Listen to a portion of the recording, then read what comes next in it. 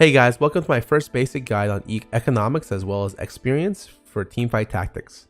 This is going to be a very introductory guide to learning about how to use gold and how gold works in the game as well as experience, and combining the two, as well as introducing two strategies that people are using to combine these two to create powerful in-game units as well as have very strong econ. First, let's cover how gold works in this game. So you get 5 basic gold default per round. You get 1 gold per 10 gold unused up to 50. This is called interest. So when you watch a lot of people play the game, they will save up their gold whenever they can to accrue interest over time.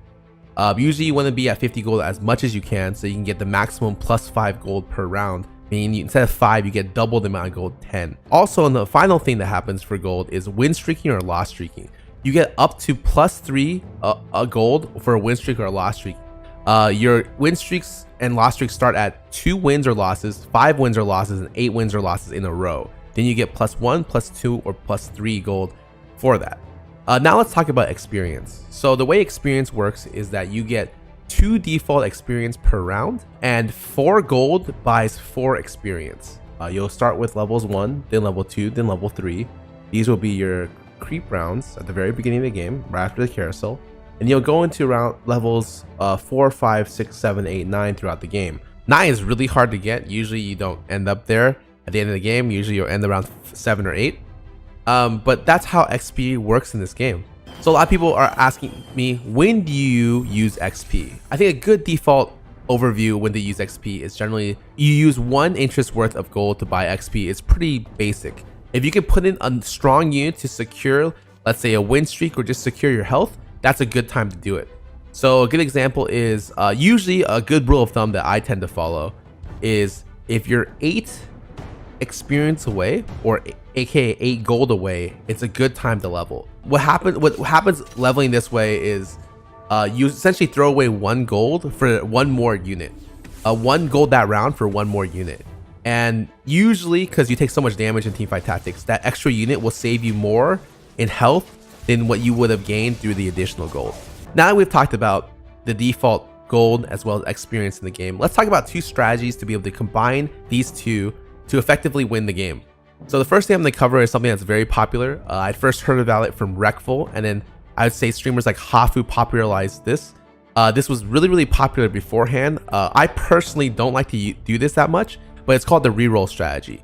So what this strategy does is you pretty much never spend XP on leveling, and you never spend gold, except for buying the tier 1 units that you want, up until after the Krug PvE round. And then after that happens, you will be at 8 of 10 going into level 5. So you spam reroll non-stop and look for 1-star units that you want to build a comp around. What this does, the strategy behind this is you essentially spend so much gold to make your army very powerful. You have 5 units in, and they're all 2-star up. Potentially you have 1 3-star unit or higher. 3-star units are very strong. They have almost twice the health as a 2-star unit, and they do a ridiculous amount of damage, especially when stacked. And they use this to ride a win streak, a plus 1 or plus 2 win streak, all the way up into where they can save econ to be relevant later.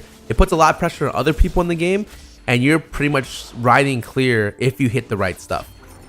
This will give you a pretty high chance of hitting a 3-star every single time you use it. I think personally I don't like this as much. The downside is you tank your econ for this, and if you don't hit the right units, it kind of sucks. It feels really bad.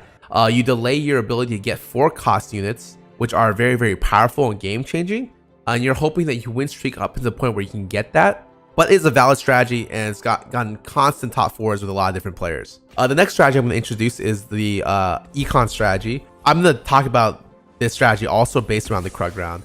Essentially what happens is you kind of figure out what pairs you're going to go for, and you just end up saving gold. You only level once before the Krug round, and for the most part you just want to be saving gold so you have around 30 gold, 20 to 30 gold around Krugs. Then what ends up happening is 3 or 4 rounds later, you should have 50 gold. Then you hold your gold to level to 6, and then you start re-rolling. What this ends up doing is you'll probably end up eating a lot of damage by doing this. This is something that you do when you don't have a lot of strong pairs. You're just taking a lot of damage, and you're getting first in the carousel. Like, you're getting first pick carousel every time.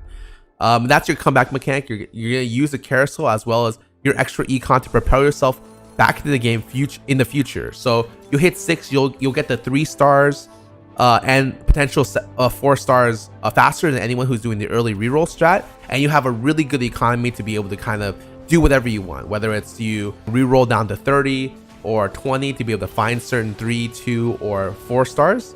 And what ends up happening is you just constantly spend time re-rolling on level 6 until you have an appropriate enough army where you can then go to level 7 and look for 4 cost units, because 7 is really the level you want to be if you're looking to 2-star these 4 cost units. Both of these strategies are very viable. I personally use the econ strategy, which is what I don't even have a name for it. I'm just calling this econ strategy for almost every other game that I do, especially if I'm doing poorly. It's very effective at being able to give yourself a good, I guess, a good resource pool to be able to work with, to pivot in the kind of way that you'd want.